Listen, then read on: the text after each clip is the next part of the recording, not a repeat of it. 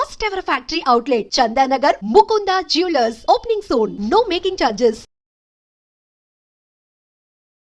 అందరికీ నమస్కారం. నేను Swaroopa Putlapalli. Welcome to trending topic. బంగారం ధరలు ఆకాశాన్ని అంటుతున్నాయి. ₹1,00,000 మార్కును కూడా టచ్ చేసేసింది. ఇటు చూస్తేనేమో జనం ఇక ముందు ముందు ఇంకా ఎలా ఉంటుందో, రేట్లు ఇంకెంత రేంజ్కి పెరిగిపోతాయో అని భయపడుతూ ఉన్నారు. ఇప్పుడే ఏదో ఒకటి చేసి బంగారం కొనేయాలని కూడా చాలా మంది ఆలోచిస్తున్నారు. ప్రస్తుతం నాతో పాటు certified financial gold planner Rajeshwari Vadlamani garu ఉన్నారు. ఆవిడతో మాట్లాడి బంగారాన్ని ఎలా కొనొచ్చో తెలుసుకుందాం. మేడం నమస్తే. నమస్తే మా. చూసారు కదా, బంగారం రేట్లు ఊహించకుండా రోజుల వ్యవధిలోనే ₹1,00,000 వరకు వెళ్ళిపోయాయి. అయితే ఇక అప్పో సప్పో చేసేసి ఇప్పుడే బంగారం కొనేద్దాం అనుకుంటున్నారు. ఇలాంటి టైంలోనే క్రెడిట్ కార్డు వాడేస్తున్నారు. క్రెడిట్ కార్డు వాడడం అనేది కరెక్టేనా బంగారాన్ని కొనడానికి? మనం బంగారం కొనే ముందు రోజు కూడా మన రేట్లు చూస్తూ ఉంటాము. ఇవాళ పెరిగింది, ఇవాళ తగ్గింది. అండ్ మార్కెట్లో గోల్డ్ ప్రైస్ కూడా ఎంత, ఒక ₹5 ₹10 అప్ అండ్ డౌన్ ఉంటుంది. అంతకన్నా ఎక్కువ హైలో ఉండదు. అయినా కూడా మనం వెళ్ళి తక్కువ ఏ రోజు ఉందో అదే రోజు వెళ్ళి కొందాం అనేసి కొనుక్కుంటాం. క్రెడిట్ కార్డు పెట్టుకొని కొన్నప్పుడు నెక్స్ట్ మంత్ ఇమీడియట్గా, అంటే అందులోని ఆ డ్యూరేషన్ లోపలే మనం పే చేసేస్తే ఏవి ఇంట్రెస్ట్ కూడా పడదు. లేకపోతే అది డేట్ దాటింది అనుకోండి, క్రెడిట్ కార్డ్ది తెలుసు మనకి రేట్ ఆఫ్ ఇంట్రెస్ట్ ఎంత ఉంటుందో, depends upon the bank to bank. కానీ అంత హై రిటర్న్స్, హై ఇంట్రెస్ట్ కార్డుది పే చేసి గోల్డ్ కొనుక్కోవడం అవసరమా? ఇది లైఫ్ అండ్ డెత్ సిచ్యువేషన్ కాదు కదా, కొనుక్కోకపోతే జరగదని. అసలు క్రెడిట్ కార్డు ఉంటుంది దేనికి, మనం తీసుకునేది దేనికి? ఎమర్జెన్సీకి మనకి ఉండాలి అనేసి. లైక్ అన్ఎక్స్పెక్టెడ్ మనం ట్రావెల్ చేయాలి, టికెట్స్ బుక్ చేసుకోవాలి, లేదా ఏదైనా హెల్త్ ఇష్యూ అది ఏదైనా వచ్చింది. చాలామంది ఏంటంటే హెల్త్ ఇన్సూరెన్స్ తీసుకోరు కదా. హెల్త్ ఇన్సూరెన్స్ తీసుకోలేనప్పుడు ఏమవుతుంది, ఏదైనా హెల్త్ ఇష్యూ అది వచ్చింది, కార్డ్ తో మనం పే చేసేయచ్చు. లేదా చాలామంది ఏంటంటే కంఫర్టబుల్గా ఉంటారు, ఈ బిల్స్ అవి అన్నీ కూడా ఒకేసారి కార్డ్స్తో పే చేసి ఆ డ్యూ డేట్ లోపల వాళ్ళు పేమెంట్ చేసేస్తూ ఉంటారు. సో ఎమర్జెన్సీ కోసం అనేసి మనకి క్రెడిట్ కార్డ్. అంతేకాని గోల్డ్ కొనుక్కోవడానికి అయితే అసలు వాడకూడదు. మరి క్రెడిట్ కార్డ్ ని ఎలా వాడితే మంచిది మేడం? ఎందుకంటే చాలా మంది అసలు క్రెడిట్ కార్డ్ చేతిలో ఉందంటే చాలా ఇష్టారాజ్యంగా వాడేస్తూ ఉంటారు. దాన్ని తీర్చడానికి రేపు నానా కష్టాలు చాలా పడతారు. కాబట్టి ఏంటంటే అదే చెప్తుంది కదా, చాలా అతి అవసరం ఉంటేనే. పెళ్లి రోజు వస్తుంది, నేనేమో అక్కడ తనకు ఒక డైమండ్ నెక్లెస్ కొనిస్తాను, గోల్డ్ కొనిస్తాను అనేసి మనం అక్కడ స్వైప్ చేసి తెచ్చి ఇచ్చాక దెన్ అది పే చేయడానికి ఈఎంఐలో ఎంత ఇబ్బంది పడాలి మనం. అండ్ లాస్ట్ మనం చూసేసరికి మనం కొనుక్కున్నది ఎంత, అక్కడ పే చేసింది ఎంత, లాభం ఎంత, నష్టం ఎంత అనేది కూడా మనం చూసుకోవాలి. సో ఈ ప్లానింగ్స్ లేకపోవడం వల్లనే మనం ఇబ్బంది పడుతూ ఉంటాం అనమాట. కాబట్టి చిన్నప్పటి నుంచి కూడా ఇంతకు ముందు కూడా చాలా వీడియోస్ నేను చేశాను. ఏంటంటే మనం ₹500 నుంచి గోల్డ్లోనే ఎస్ఐపి పెట్టుకోవచ్చు. గోల్డ్ ఫండ్లోనే వెళ్తుంది. ఓకే, మనకి షాప్స్ అవి గోల్డ్ షాప్స్లోనే అందరూ కూడా ఈ మంత్లీ చిట్టి పే చేస్తూనే ఉన్నారు. స్కీమ్స్ ఉన్నాయి. ఇప్పుడు దాకా మనం హిస్టరీ చూసామనుకోండి, మనకి సెన్సెక్స్ చూసినా లేకపోతే గోల్డ్ రేట్ చూసినా మనకి సెన్సెక్స్ అన్నది ఆల్మోస్ట్ ఇప్పుడు 70,000, మొన్న అయితే 83,000 దాకా వెళ్ళింది. ఓకే, కానీ గోల్డ్ది రిటర్న్స్ 9% ఉంది. మీరు ఇప్పుడు ₹1,00,000 అన్నారు, కానీ ఇవాళ ₹1,00,000 మనం అనుకుంటున్నాము అయ్యో అనేసి. నా చిన్నప్పుడు అది 7,000 8,000 ఉన్నా ఆ 7,000 8,000 ఇచ్చి కొనుక్కోవడం అన్నది 2003 నా మ్యారేజ్ అయింది. అప్పుడు మాకు 7,000 ఉండేది. 7,000 నుంచి ఒక్కసారి 10,000 అయిపోతేనే అయ్యో అనుకున్నారు. సో అప్పటికి అదే ఎక్కువ, అండ్ ఇప్పటికి ఇదే ఎక్కువ. కాబట్టి ఇప్పుడు మన ఇన్కమ్ ఎలా పెరుగుతుందో గోల్డ్ రేట్లు కూడా అలాగే పెరుగుతున్నాయి. బట్ ఎస్, మనం ఒకవేళ మన పిల్లలకి గోల్డ్ ఇవ్వాలి అనుకుంటే చిన్నప్పటి నుంచే కూడా వాళ్ళ కోసం అనేసి ఇన్వెస్ట్మెంట్ చేస్తూ స్టార్ట్ చేయాలన్నమాట. గోల్డ్ ఎస్ఐపి పెట్టుకోండి. గోల్డ్ ఎస్ఐపిలో ఏంటంటే మనం ఎన్ని రోజులు పెట్టుకోగలిస్తే అన్ని రోజులు పెట్టుకొని వదిలేసి, ఏ రోజైతే మనం గోల్డ్ కొనాలనేసి ప్లాన్ చేస్తాం కదా, ఆ రోజు దీన్ని రిడెంప్షన్ చేస్తే ఆ రోజు వాల్యూవే మనకు వస్తుంది. నార్మల్గా ఏమవుతుంది మనకి గోల్డ్ షాప్స్లో ఏవైతే మనం స్కీమ్స్ పెడతామో అవి మనకి డ్యూరేషన్ మనకి 11 మంత్స్, మళ్ళీ 12th మంత్ది వాళ్ళు పే చేస్తారు.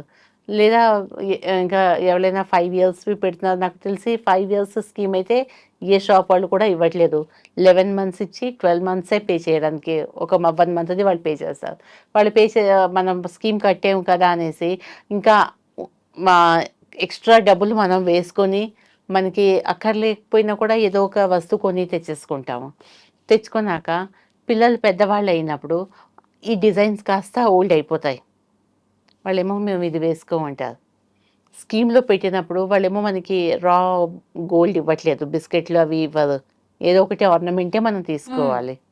టర్మ్స్ అండ్ కండిషన్స్ అక్కడ ఉంటాయి. ఇంకా అడిషనల్ గా మనమే పే చేయాల్సి సో మనం వస్తుంది. అడిషనల్‌గా మనం పే చేయవలసి వస్తుంది.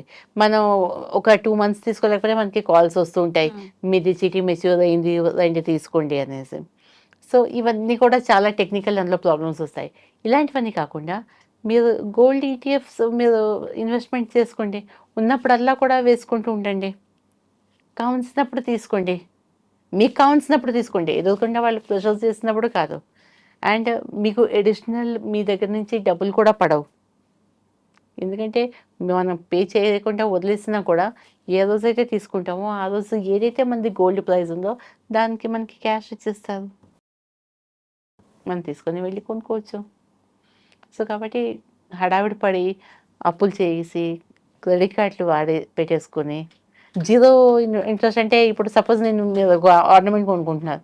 ఓకే, మీకు ₹1,00,000 కావాలి, నేను మీకు ఇచ్చాను. ఓకే, మళ్ళీ మీరు నాకు ₹1,00,000 వాపసు ఇవ్వాలి. 1,00,000 మీద 5,000, 10,000 ఏదో ఇంట్రెస్ట్ అంటే అది నో యూజ్. ఇలా ఇచ్చే ఫ్రెండ్స్ ఎవరైనా ఉంటే తీసుకోండి, కొనుక్కోండి, మళ్ళీ వాళ్ళకి ఇచ్చేయండి. కానీ ఇలాంటిది అది పాసిబుల్ కాదు. అవును. అది మీకు ఇచ్చే కన్నా నేనే వెళ్ళి కొనుక్కుంటాను గోల్డ్ అనుకుంటా. అవునా కదా? ఇంకొక ఐడియా చేయొచ్చా మేడం? మన దగ్గర ఆల్రెడీ బంగారం ఉంటుంది కదా, ఆడవాళ్ళ దగ్గర ఎంతో కొంత ఉంటుంది. Yes. ఆ బంగారాన్ని తీసుకెళ్లిపోయి బ్యాంక్ లో పెట్టేసి కొంత డబ్బులు లోన్ గా తెచ్చుకొని ఆ డబ్బుతో మళ్ళీ కొత్త ఆర్నమెంట్స్ ఏమైనా కొనుక్కోవచ్చా? ఎందుకంటే మళ్ళీ ఈ లోన్ పెట్టింది కూడా ఇది తీర్చాలి, మళ్ళీ దీని మీద వడ్డీ పెరుగుతూ ఉంటుంది.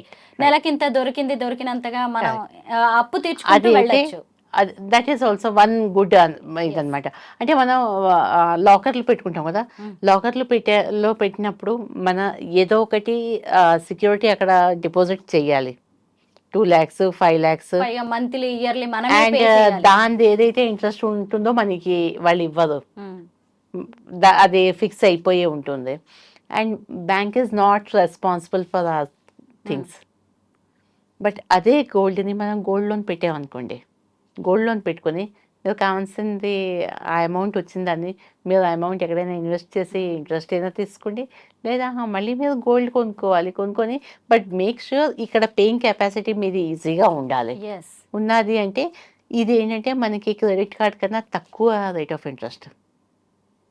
సో గోల్డ్ అన్నది ఎప్పటికీ కూడా ఒక మంచి వెల్త్. మనకి ఆడవాళ్ళకి గోల్డ్ కావాలి. సో ఇప్పుడు మనకు కావాలి, రేపటి రోజు మన పిల్లలకి, కోడలికి, ప్రతి ఒక్కరికి మనకు నీడ్ ఉంటుంది. That we can do. Madam, భూమి మీద అలాగే బంగారం మీద పెట్టిన పెట్టుబడి ఎప్పుడూ కూడా వేస్ట్ అవ్వదని మన పెద్దవాళ్ళు చెబుతూ ఉంటారు. ఇప్పుడు చూస్తేనేమో ఒక తులం బంగారం కొనాలంటే ₹1,00,000 చేతిలో ఉండాలి. చాలా కష్టమైన పరిస్థితులే.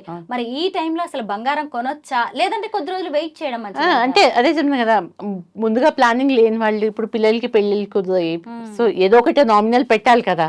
సో వాళ్ళైతే కంపల్సరీగా కొనుక్కోవాలి. 1,00,000 కాదు 1,50,000 అయినా కూడా వాళ్ళు కొనుక్కోవాలి.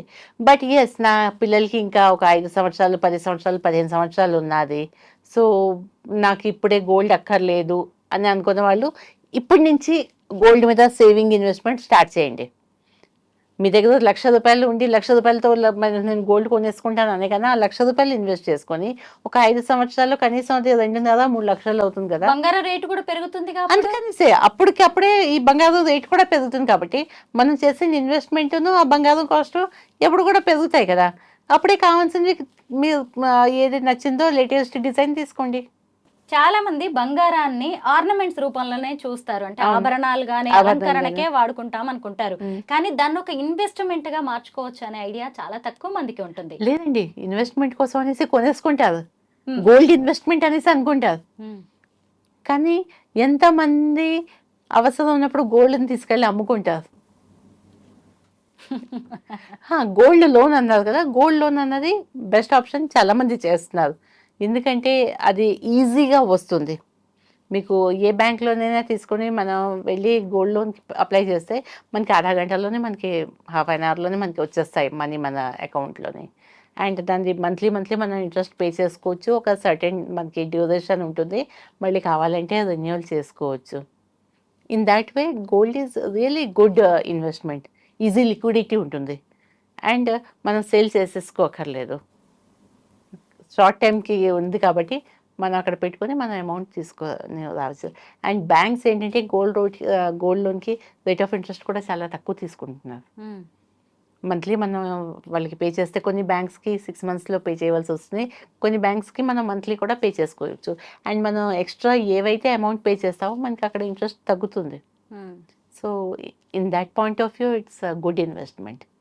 భవిష్యత్తులో అయితే బంగారం ధరలు పెరుగుతాయే కానీ తగ్గే ఛాన్సెస్ అనే hope కూడా తగ్గేదైతే ఎప్పుడు కనిపించట్లేదు. తగ్గదు. సో ఎంత డబ్బులు ఉంటే అంత దానికి తగినట్టుగా బంగారం కొనుక్కోవడమే మంచిదంటారు. బంగారం కొనుక్కోవడం అంటే మళ్ళీ కొనుక్కున్నాక పెట్టుకోవడం అన్నది కూడా ఇదే. కొనుక్కుంటాం మనం, కానీ మీరు మళ్ళీ ఇంట్లో పెట్టుకుంటారా? ఇంట్లో సేఫా, లేకపోతే లాకర్లో పెట్టుకుంటారా? లేదు నేను ఈ గోల్డే కొనుక్కుంటాను, ఇవాళ నేను ఒక గ్రామ్ బంగారం కొనుక్కున్నాను అంటే ఈ గ్రామ్ బంగారం రేపటి రోజు దానికి కాస్ట్ పెరుగుతుంది. సో అదే ఈ గోల్డ్లో కొనుక్కుంటే అదే గ్రామ్ వస్తుంది మనకి, అంతే డబ్బులు. ఫిజికల్ ఉంటుంది అది వర్చువల్ గోల్డ్ ఉంటుంది. సో వర్చువల్ గోల్డ్ కొనుక్కోండి, ట్యాక్స్ అది కూడా మనకి సేవ్ అవుతుంది. బంగారం కొంటున్నాము అంటే మనకి ఖచ్చితంగా ఒక క్లారిటీ ఉండాలి. ముఖ్యంగా బంగారాన్ని ఎందుకు కొంటున్నాం, ఎలా కొంటున్నాం, దాన్ని ఎలా ప్రొటెక్ట్ చేస్తున్నాం, తర్వాత దాన్ని ఇన్వెస్ట్మెంట్గా ఎలా వాడుకోవచ్చు, అలాగే బంగారాన్ని ఏ రూపంలో కొంటే మంచిది, ఇలా ఇన్ని విషయాల మీద మనకి అవగాహన ఉంటే మంచిది. ఇవన్నీ ఏంటంటే మనం బంగారం కొనుక్కునేటప్పుడు ఏదైనా ఆర్నమెంట్ కొనుక్కున్నామంటే దానికి మేకింగ్ వేస్టేజ్ ఉంటుంది, మళ్ళీ అది మళ్ళీ మనం చేంజ్ చేసామంటే మళ్ళీ దాంట్లో వేస్టేజ్ పోతుంది. అందుకే ఏ రూపంలో కొంటున్నాము అందుకోసం ఉండాలి. ఫిజికల్ కావాలా, వర్చువల్ కావాలా?